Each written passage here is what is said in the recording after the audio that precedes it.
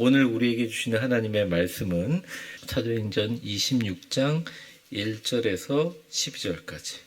찾으셨으면 우리 화면 보면서 같이 저랑 같이 한번 읽어보도록 하겠습니다.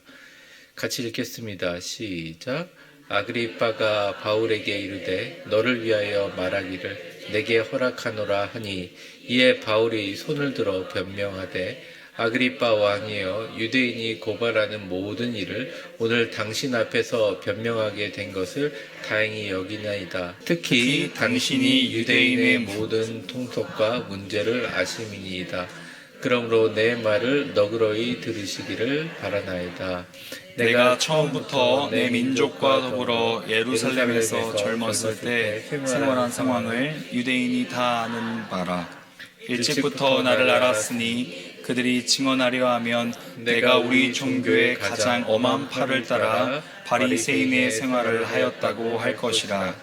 이제도 여기 서서 신문 받는 것은 하나님이 우리 조상에게 약속하신 것을 바라는 까닭이니, 이 약속은 우리 12지파가 밤낮으로 간절히 하나님을 받들어 섬김으로 얻기를 바라는 바인데, 아그리빠 왕이여, 이 소망으로 말미암아 내가 유대인들에게 고소를 당하는 것이니이다. 당신들은 하나님이 죽은 사람을 살리심을 어찌하여 못 믿을 것으로 여기나이까?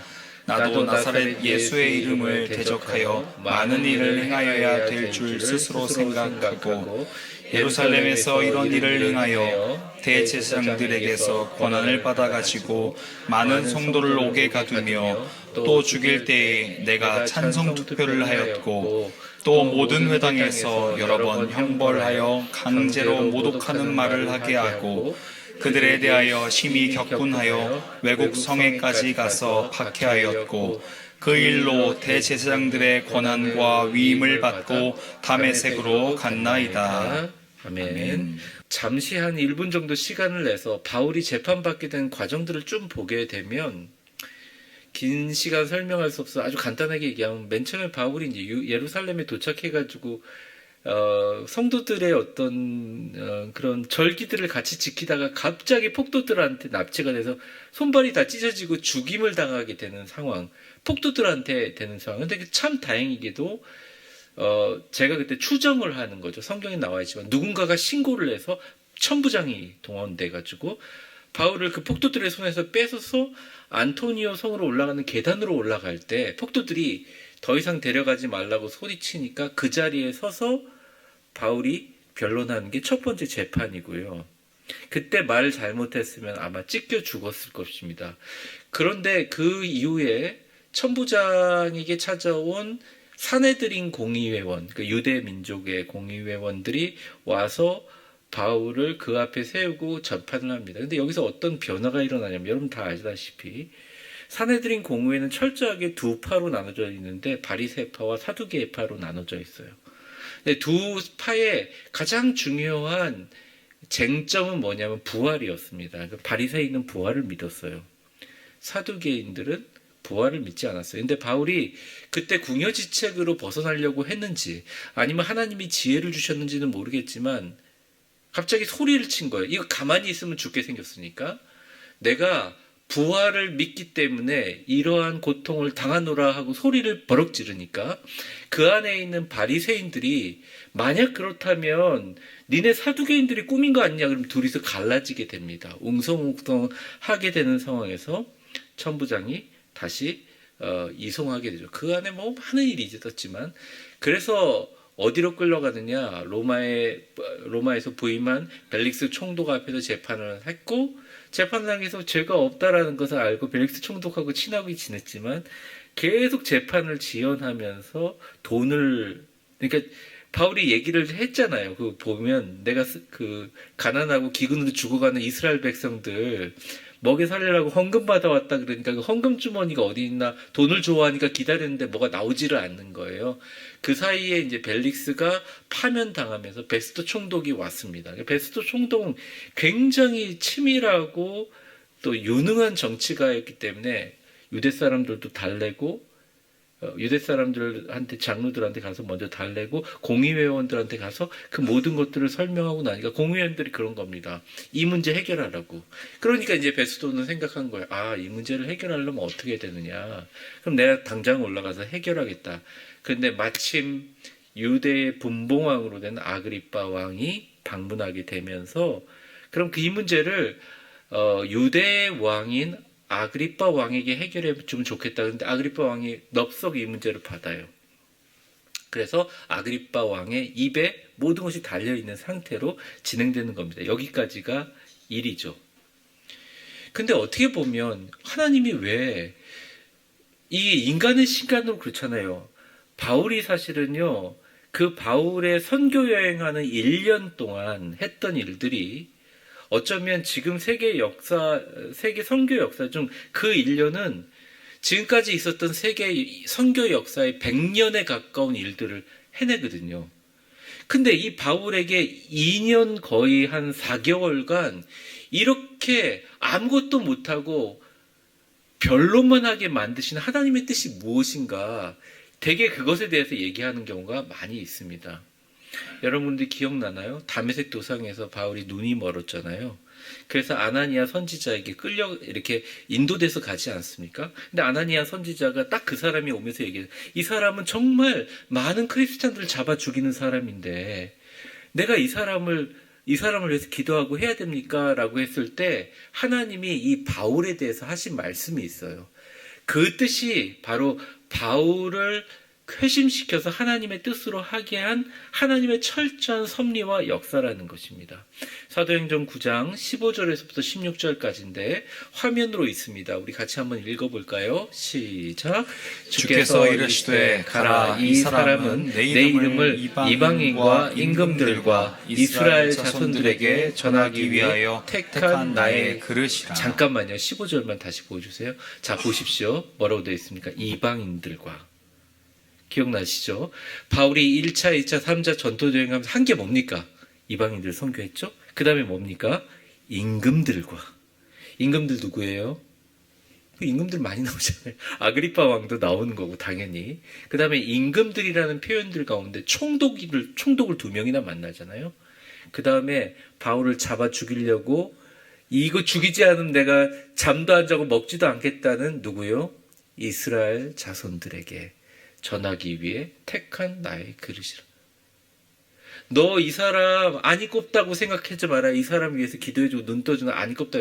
이 사람 이 고생을 다 당할 그리고 나를 위해서 쓰신 그릇이라. 그 다음 절 16절 보여주세요. 같이 한번 읽겠습니다. 시작. 그가 내 이름을 위하여 얼마나 고난을 받아야 할 것을 내가 그에게 보이리라 하시니. 네. 우리는 우리 인생 돌아보면서 이리 평가도 하고 저리 평가도 하는데 나의 모든 인생에 일어난 일들이 하나님의 뜻이라고 생각할 때 내가 하나님의 쓰임에 벗어난 것이라고 생각하지 않고 모든 것이 하나님의 뜻에 있다고 생각하면 여러분이 우리 위대한 교회에 와가지고 마음 상한 일도 있었고 때로는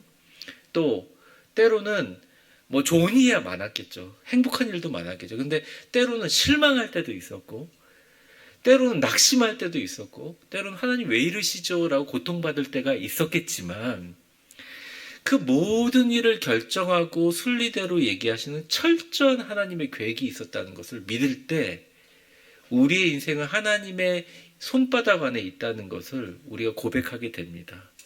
그리고 나중에 돌아보게 되면 이것이야말로 하나님이 나를 사랑하시고 나를 인도하신 결과라는 걸 분명히 깨닫게 될 날이 오실 거예요. 아니 지금도 깨닫고 계시리라고 봅니다. 그래서 지금 여러분들의 상황이 어떻든 간에 철저한 하나님 앞에 역사로 있는 사람들은 내 삶 자체가 간증이고 내 삶 자체가 찬송인 거예요. 믿지 않는 사람들에게는 내 삶이 그다지 대단하고 멋져 보이고 화려하지는 않더라도 내가 이 자리에 서서 예배드리고 수요예배 드리고 하나님 말씀 들고 하나님 복음 들고 서 있는 이 자리 세상적으로 큰 성과가 없고 굉장히 많은 철저한 일들을 하지 못한 거라도 하나님 앞에 철저한 섭리와 역사로 하나님이 바울을 아나니아에게 바울을 부르는 섭리를 얘기한 것처럼 주님은 성령님을 통해서 우리를 이 자리까지 불러주셨다는 것입니다. 여러분 그걸 믿으십니까? 믿든 안 믿든 아멘으로 고백하며 이 아멘에 긍정적인 의미를 부여하셔야 돼요. 최고의 의미를 부여하셔야 됩니다. 바울도 그러했거든요. 그래서 이게 재판이 5번째 재판인데 아그리빠 왕에게 재판을 받습니다. 1절 2절 보여주세요. 제가 읽겠습니다. 아그리빠가 바울에게 이르되 너를 위하여 말하기를 내게 허락하노라 하니 이에 바울이 손을 들어 변명하되 한 손 들었을까요? 두 손 들었을까요? 묶여 있으니까 두 손을 들었겠죠. 아그리빠 왕이 유대인이 고발하는 모든 일이 오늘 당신 앞에 변명하게 된 것을 다행히 여기느니라 이렇게 얘기합니다. 제가 이 사도행전을 읽으면서 바울이 4번의 재판에서 이미 변명을 했잖아요. 근데 정말 지금부터 하는 바울의 모든 말들은 너무 논리정연하고 너무 침착하고 온유하고 겸손하고 인내하면서 완벽한 긴 변명을 합니다. 제가 이걸 보면서 이런 생각을 해요. 하나님이 2년 반 동안 바울을 아무것도 못하고 사람들 앞에 자기 한 일 변명하게만 하면서 시간을 썩힌 게 아니라 바울로 하여금 하나님께서 바울을 정말 부른 이유를 바울이 이제 깨달았구나. 그리고 바울이요, 죽을 걸 안 것 같아요. 살 희망을 가진 것 같지가 않아요. 물론 그 인간적인 외로움이 있어서 디모데에게 얘기할 때 조금 아픔과 슬픔을 얘기했지만 바울은 알아요. 최종 네로 황제 앞에 가서도 자기가 복음을 전해야 할 것을 아는 거죠. 나의 할 일은 지금까지 내가 뿌린 씨앗으로 인하여 유럽과 지중해 모든 지역에 있는 수많은 장차 유럽이라는 어떤 지역을 만들 때 예수 그리스도의 복음의 씨앗을 뿌렸다면 나는 그 복음의 씨앗을 강력하게 선포할 엄청난 제국들의 힘으로 인하여 그것을 종교화해서 퍼져나가게 하는 가장 핵심적인 사람에게 복음을 전하는 내 인생의 마지막 의미는 거기다. 내가 죽더라도 거기 있었던 것 같아요. 그래서 이 사람이 이거를 두 손으로 결박되고 막 맨날 하는 말 똑같이 하니까 얼마나 힘들겠어요. 그런데 의미를 거기서 찾았던 것 같습니다. 여러분 요한복음에 보면 되게 재밌는 이야기가 나오는데 요한복음에서 눈뜬 사람을 살려요. 예수님께서. 근데 요한복음에 아주 이제 우리가 9장을 읽을 때 잘 유심히 보지는 않는데 눈뜬 그 맹인이 눈을 떴잖아요. 구걸하던 맹인이 눈을 떴다고요. 그러니까 난리가 난 거예요. 근데 바리새인들이 득달같이 달라와가지고 이 사람을 거의 쥐잡듯이 잡습니다. 막 질문해요. 계속. 너 그 눈 떴는데 죄인한테 처음에는 그 사람을 못 찾아가지고 부모한테 찾아가요. 거 어디 있냐 눈 뜬 사람. 그 눈 뜬 사람 발견해요. 부모도 깜짝 놀라서 아니 왜 그러냐고. 너 죄인하고 공모했다. 물론 우리가 이런 건 설교 잘 안 하지만 너 죄인하고 공모했으니까 네 아들 빨리 불러라. 그래. 아들이 와가지고 눈 뜬 사람이 아니 나 눈 뜬 거밖에 없는데 왜 자꾸 묻냐. 계속 물어요. 따라다니면서. 요한복음 9장 25절에서부터 27절까지 잠깐 한번 보겠습니다. 같이 읽어보죠. 25절 시작. 대답하되 그가 죄인인지 내가 알지 못하나 한 가지 아는 것은 내가 맹인으로 있다가 지금 보는 것 그것입니다. 25절만 잠깐 보겠습니다. 계속 협박하는 거예요. 너 이거 눈 뜬 거 그 사람한테 눈 뜬 거 확실해? 그 예수라는 사람 엄청난 죄인이야. 하나님 이름을 모독하고 신성 모독한 죄인이야. 그러니까 이 사람 뭐라고 하냐. 아니 그래 내가 그 사람이 죄인인지 아닌지 모르겠지만 내가 한 가지 아는 것은 나는 진짜 맹인으로 하다가 나 고쳐준 사람이 이 사람이다. 이렇게 얘기합니다. 26절 볼게요. 시작. 그들이 이르되 그 사람이 내게 무엇을 하였느냐 어떻게 내 눈을 뜨게 하였느냐. 자 26절 보세요. 이 말을 아버지, 어머니 이 사람부터 몇 번 계속 돌아가면서 물어요. 그래서 27절에 이 사람이 이렇게 얘기합니다. 같이 읽어볼게요. 시작. 대답하되 내가 이미 일렀어도 듣지 아니하고 어찌하여 다시 듣고자 하나이까. 당신들도 그의 제자가 되려 하나이까. 되게 점잖게 써놨죠. 근데 그 헬라 원문을 읽어보면 엄청 짜증내는 소리거든요. 내가 도대체 아무리 얘기해도 듣지 않는데 그래 그렇게 꼬치꼬치 깨닫고 싶으면 당신들도 제자 되려고 그래요? 그런 거예요. 이게 자꾸 자기 변명 계속하다 보면 열받잖아요. 근데 바울은 엄청 침착하게 얘기를 했다는 거죠. 왜? 의미와 가치를 알았다는 거죠. 이게 복음 전할 기회이다. 이게 정말 복음을 전해서 엄청난 역사를 할 하나님의 기회다. 자기 변호도 하지만 적극적으로 복음 선포의 기회를 가지게 됐다는 거예요.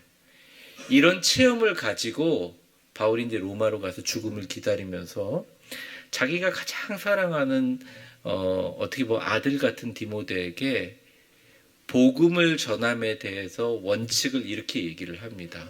디모데 후서 4장 1절에서부터 2절. 올해 우리의 어떤 교회 목회 주제죠. 같이 읽겠습니다. 시작.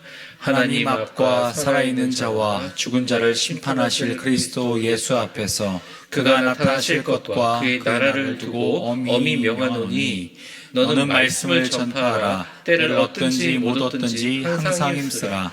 범사에 오래 참음과 가르침으로 경책하며 경계하며 권하라. 네. 때를 얻든지 못 얻든지 얘기를 하죠. 예전에 제가 한국에 이제 미국에서 귀국해서 돌아와서 담임 목사를 하면서 우리 장로님들이 어떤 이 뭐라고 하나요? 간증을 하나 하고 싶다 그래. 제가 이제 그때 당에 같이 하면서 그럼 한번 하시죠. 그래서 간증하는 분을 한번 불렀어요. 제가 지금도 기억나는데 그분이 굉장히 유명한 분이시더라고요. 근데 그분의 간증의 내용들은 참 많지만 아주 간단하게 요약하면 이런 거죠.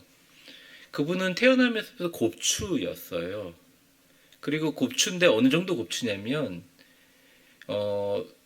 완전히 이 머리가 이렇게 닿아서 이렇게 눈을 떠도 잘 보이지 않는 보조기구가 없으면 살아갈 수 없는 곱추. 그러니까 난쟁이 곱추가 아니라 사람인데 완전 꼬부라진 거예요.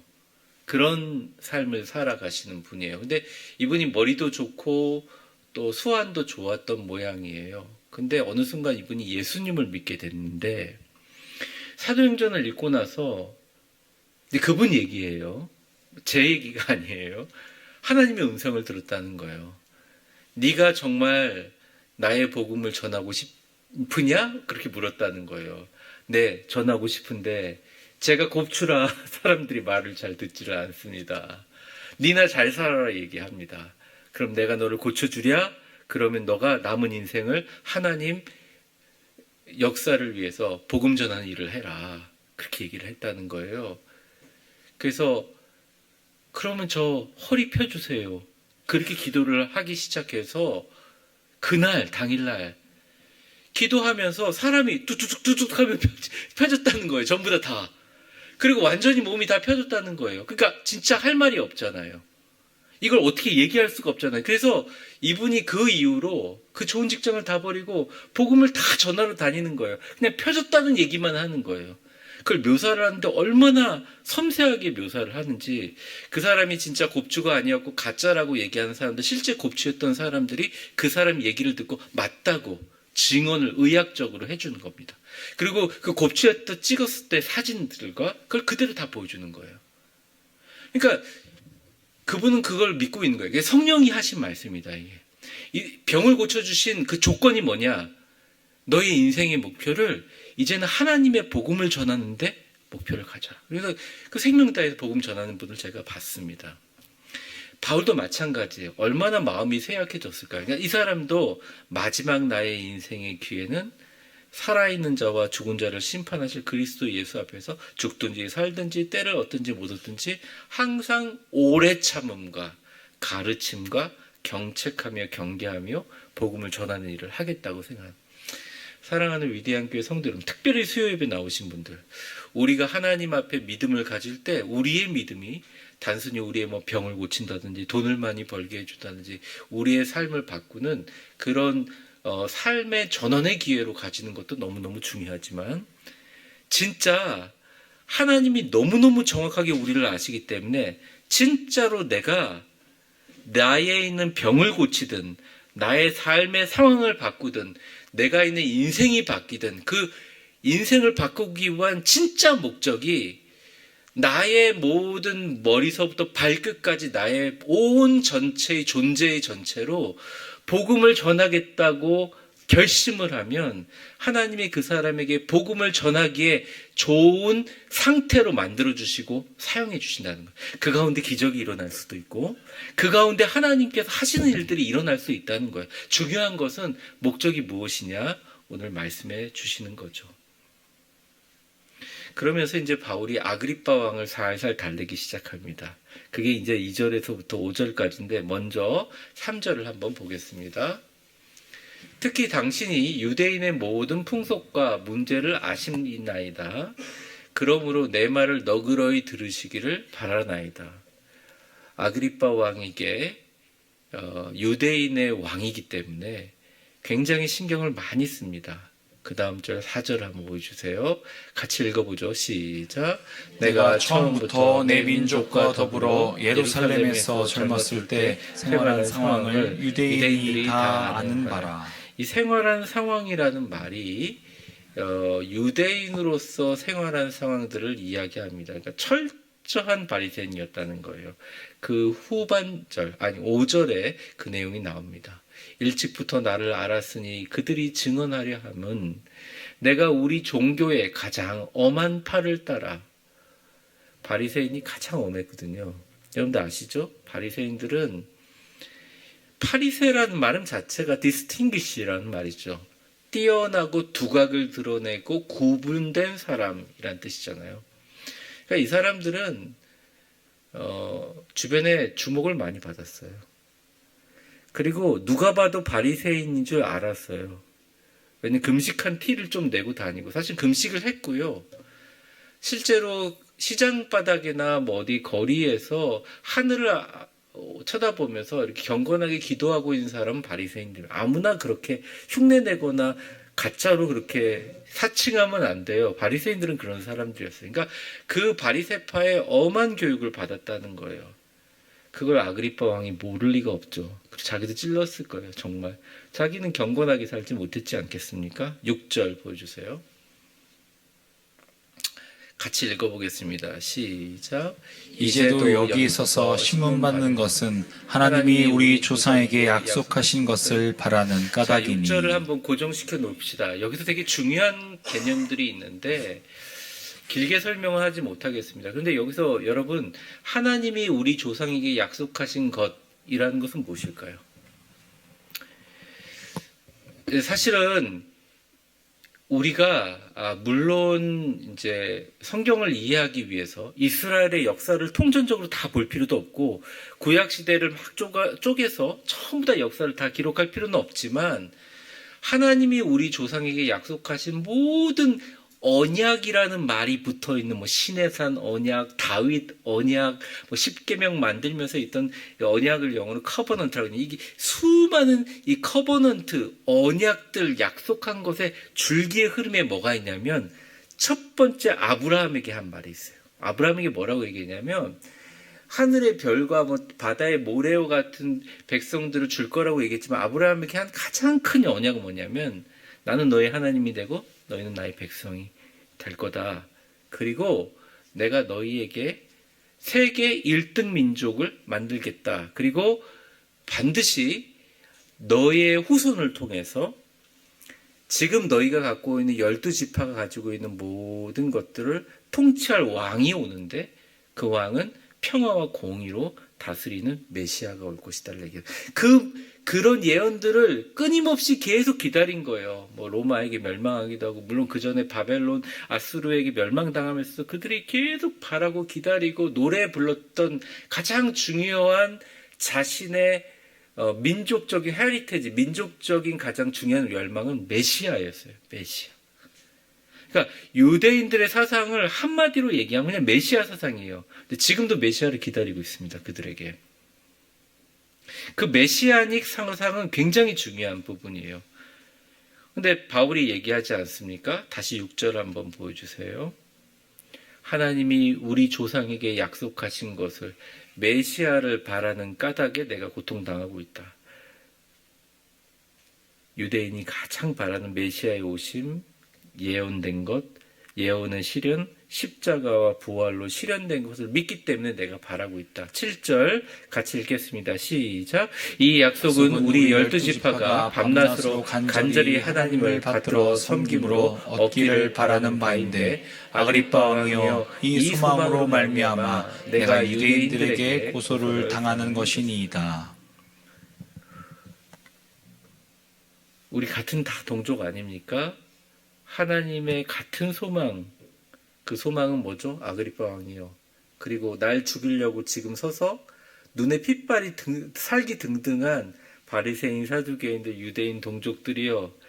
당신들이나 나나 우리 모든 이스라엘은 장차 메시아가 와서 그 메시아가 우리 민족을 통일하고 이 민족을 통해서 로마의 압박으로부터 전 세계에 가장 강력하고 하나님의 1등 국가가 되는 하나님의 축복의 나라가 오는 것을 기대하고 있는 거 아닙니까? 근데 내가 이것 때문에 고소를 당하는 것을 아세요? 라고 얘기하는 거예요. 더 돌려서 얘기하면 당신들은 영적 눈이 어두워서 33살 청년이라고 생각했던 예수를 못 박아 죽였고 그럼에도 불구하고 그 예수는 십자가에 죽고 다시 살아나 부활하셔서 당신과 우리의 주가 되게 하셨는데 그것 때문에 내가 고통당하고 있다. 못 믿는 이유의 가장 중요한 건 뭐냐? 너희들이 예수도 알고 십자가도 알지만 그가 부활했다는 걸 믿지 않지 않겠느냐. 그러니까 바울의 그 논리 정연함이에요. 그래서 내가 부활을 믿기 때문에 그 예수가 지금도 살아서 나한테 역사하고 그 부활하셨던 실제로 예수님이 우리 이스라엘을 다시 일으킬 위대한 메시아 왕국의 실현이 이 자리에 일어났다는 것을 이야기하고 있다는 것입니다. 바로 이 소망을 얘기하는 거예요. 간단하게 두 단어로 얘기하면 뭐죠? 예수와 부활이죠.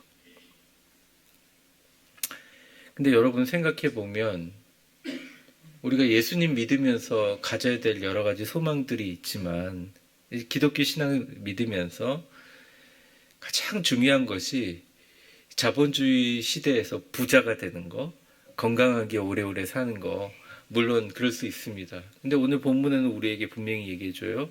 우리의 가장 중요한 소망은 예수요. 우리의 가장 중요한 소망은 주님과 함께 부활하는 것입니다.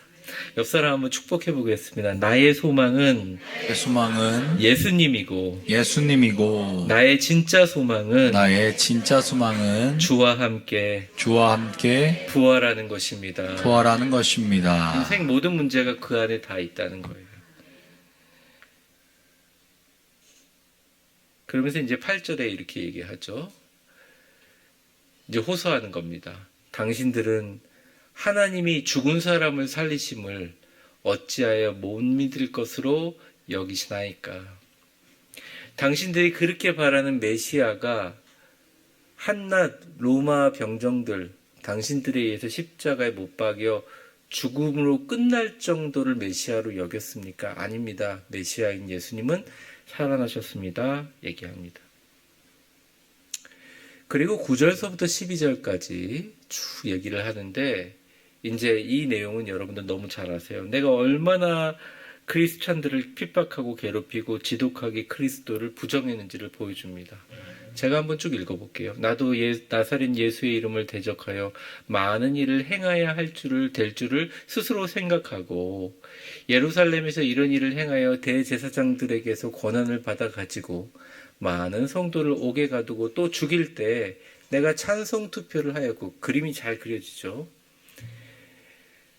잠깐만 10절 보여주세요. 제가 여기서 되게 중요한 게 뭐냐면 많은 성도를 옥에 가두고 또 죽일 때 찬송 투표를 하였고 여러분 기억나시죠? 스테반 죽일 때 옷 갖고 있다가 이제 돌전주 그러니까 이 유대인의 재판인 거예요. 이것도 투석형으로 죽이는 것도. 자 11절 또 모든 회당에서 여러 번 형벌하여 강제로 모독하는 말을 하게 하고, 이게 뭐냐면 여러분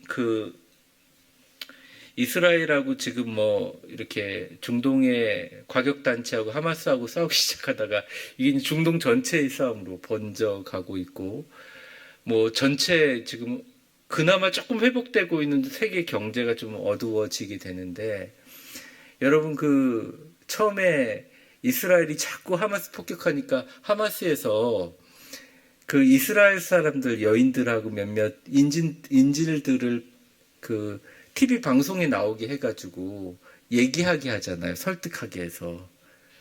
하지 마라 이렇게 얘기하게 하잖아요. 이게 똑같은 거예요. 다시 보여주세요. 11절. 네.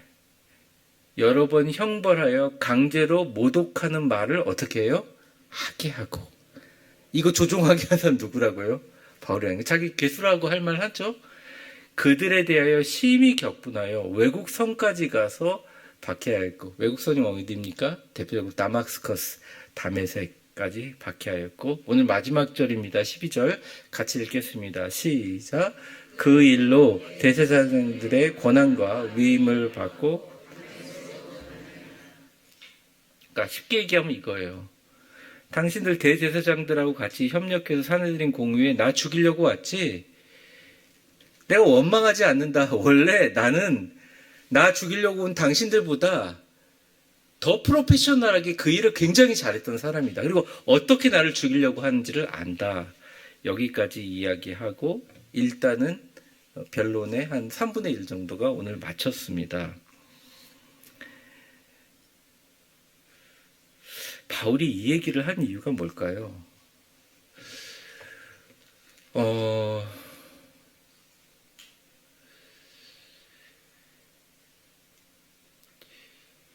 우리 한국교회가 어떤 부흥의 역사를 쓸 때가 있었습니다. 가장 큰 부흥의 역사를 쓸 때가 이제 세계 모든 교회들이 한국 교회를 주목하여 볼 때가 있었어요. 그때가 언제냐면 경제적인 발전이 하면서 교회도 부흥하게 됐고, 교회가 한국 사회를 주도했던 그런 시대가 있었어요.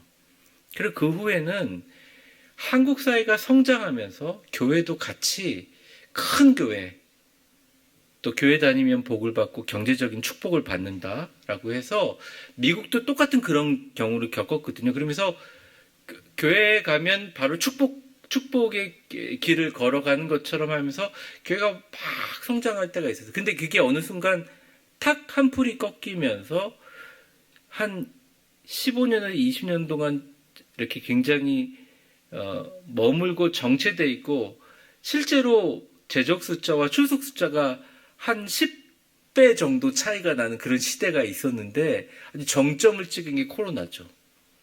사람들이 교회 와서 예배를 드리지 않고 기독교 TV를 통해서 진짜 좋은 교회 목사님들을 구분해서 듣게 되고, 이게 1년이 아니라 2년이 되고 3년이 되고, 한 주만 안 나와도 15일 만에 보니까 보통 사람이 믿음을 잃어버리는데, 이렇게 강제적인 일들이 일어나면서 완전히 지금 참 많은 그런 회복의 어려움을 겪고 있잖아요. 그래서 지금은 복음을 전한다는 게 정말 완전히 오리지널 옛날로 돌아갔습니다. 옛날에는 교회의 위세로 보지 않았어요. 교회. 그 마을 주민 중에서 예수 믿는 사람이 하나 있어요. 이 사람이 너무 좋아요. 그럼 서로 싸우면 물어보는 겁니다. 야, 그 예수 믿는 예수쟁이한테 가서 물어보자. 우리 둘이 결판이 안 나니까. 그 사람 보고서 한두 명 나왔다가 크게 사람이 교회가 돼가지고 부흥하게 된 거예요. 여러분 한번 생각해 보세요. 우리가 밖에 가서 하는 행동은 그냥 접어둔다고 쳐봅시다. 교회 안에서는 그나마 우리가 제일 좋은 마음과 제일 좋은 생각과, 그래도 교회 안에서 목사님도 계시고 장로님도 계시고 직분자도 계시고 또 하나님도 계신 이 교회에서 우리가 엄청 조심하는데도 때때로 우리의 모습들이 서로에게 본이 되지 못하고 우리의 연약하고 악한 모습들이 드러날 때가 있잖아요. 이거 절망하면서 스트레스 받으면서 살라고 하시는 말씀이 아니라 이제는 우리가 보는 관점이 이 교회 내에서 일어나면서 우리가 배운 이 모든 것들 가운데 내가 과연 나의 삶 자체로 예수를 전하는 바울 같은 도구가 되는가? 괴수일 수 있다는 거예요. 근데 그 괴수라는 관점이 나중에 복음을 전할 수 있는 관점이 되냐 이거예요. 진짜로 회심한 크리스찬이 우리가 되냐 이거예요. 교회가 전도가 안 된다, 사람들이 온다 안 하기 전에 나의 모습이 진짜 다른 이웃들에게 만나서 진짜 이 사람은 완전히 확 변해버린 사람이다라는 의식을 심어주고 있냐는 거죠. 그게 복음의 가장 핵심적인 동력이 되어버린 진짜 복음의 시대에 살고 있다는 거예요. 바울은 다른 얘기하지 말아요. 나를 보라 이게요. 나를 보세요. 내가 달라진 걸 보세요. 내가 고난당하는 걸 보면서 내가 이렇게 고난당하고 이렇게 잘 나갔다가 이 비참하고 처참한 처지에 오면서 내가 이렇게까지 하는데 복음이 뭔지 모르겠어요? 말하고 있다는 것입니다. 환경에 구애받지 말고 나를 보십시오. 내 온유함을 보십시오. 내 믿음을 보십시오. 내 평화를 보십시오. 내 침착함을 보세요. 하나님께서 나와 역사하고 계시지 않습니까? 내가 믿는 하나님을 당신도 믿으면 나와 같아질 겁니다.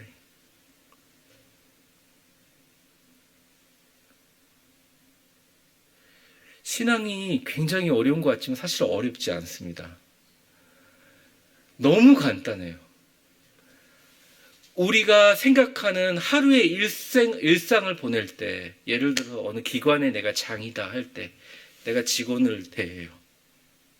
TV에서 보는 사람들의 군상들, 정치 뉴스에도 보는 사람의 군상들, 내가 만난 사람들의 모든 군상들 가운데 그 사장님을 보면서 직원들이 다른 사람은 모르겠지만 이분이 사장님인데 위대한 교회 다닌다고 하는데 이분은 진짜 진또백이다.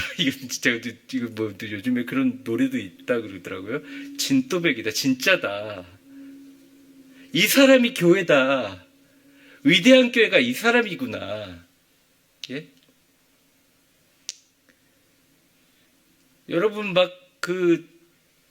우리 성도들 물건 노상 장사하시는 분들하고 물건 깎을 때 막 싸우지 마세요. 우리 교회는 그런 분들 없으리라고 믿습니다.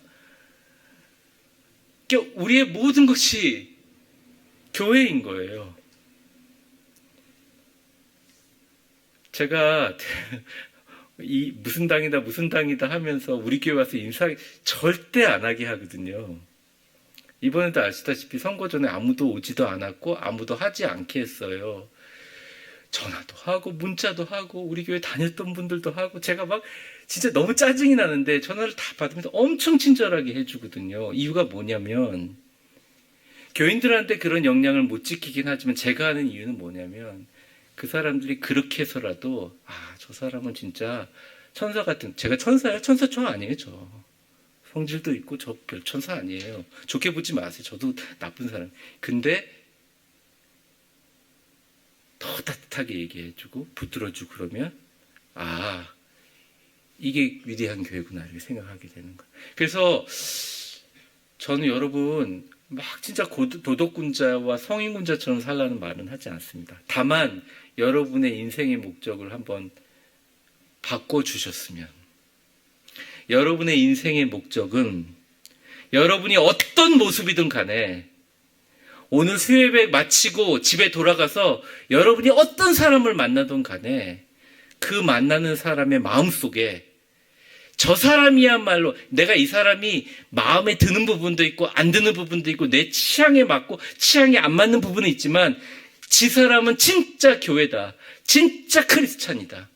저 사람은 진짜 십자가에 달려 죽은 예수 그리스도의 사랑을 조금이라도 본받은 사람이다라고 느끼게 하는 게 내 인생의 목표가 된다면 여러분이 전도해서 이 교회가 1000명이 되든 10,000명이 되든 아니면 정말 하나님께서 어떤 역사를 하든 간에 여러분의 이름으로 전도한 사람이 5명이 죽을 때 5명이 안 되더라도 하더라도 그 사람 마음에 심겨진 복음의 씨앗이 역사를 일으키게 한다는 것입니다.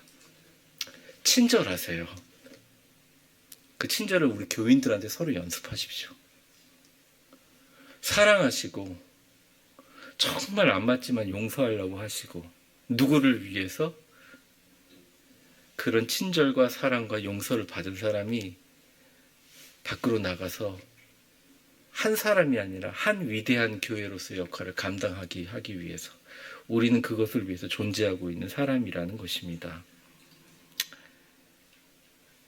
결론을 짓고 기도하겠습니다. 가장 확실한 선교의 도구는 예수 그리스도의 복음을 전하고자 목적을 가지고 변화된 나입니다. 가장 확실한 복음의 메시지는 오늘 말씀드린 것처럼 예수 그리스도, 부활하신 예수 그리스도, 지금도 살아계셔서 나와 함께 하시는 예수 그리스도, 주님 붙들고 변화된 나와 함께 승리하는 저와 여러분 되시기를 주의 이름으로 축원합니다. 축복합니다. 이제는 우리 주 예수 그리스도의 은혜와 역사의 주관자가 되신 하나님 아버지의 사랑과 성령의 교통하심이 최악의 상황 가운데 2년 4개월간 두 손이 쇠사슬에 묶이고 두 발이 쇠사슬에 묶인 상태에서 정말 최악의 상황에 이 가장 억울하고 고통스러운 상황에 그래 하나님께서 이방인들과 모든 왕들과 이스라엘 민족들에게 복음을 전하기 위해 나를 그릇으로 사용하셨다고 하셨지. 지금 이 자리에 서 있는 교만한 아그리빠의 왕의 마음을 문을 열어 복음을 받아들이게 하기 위해 선포하는 것이 나의 목적이구나. 그리고 죽는 것이 나의 목적이구나 하며 복음을 전했던 바울의 그 마음을 사용하셔서 유럽을 기독교화하게 하셨던 하나님의 능력을 보며 우리도 나는 되게 작고 보잘것없고 아무것도 아닌 것 같지만 내 남은 인생 하나님의 영광을 위해서 가장 아름답게 사용될 수 있는 그릇임을 생각하며 나도 이제 하나의 위대한 교회로 세상을 향해 전진하기를 원하시는 우리 위대한 교회 모든 성도들 머리머리 위에 이제와 영원히 함께 계실 것을 간절히 축원하옵나이다. 아멘.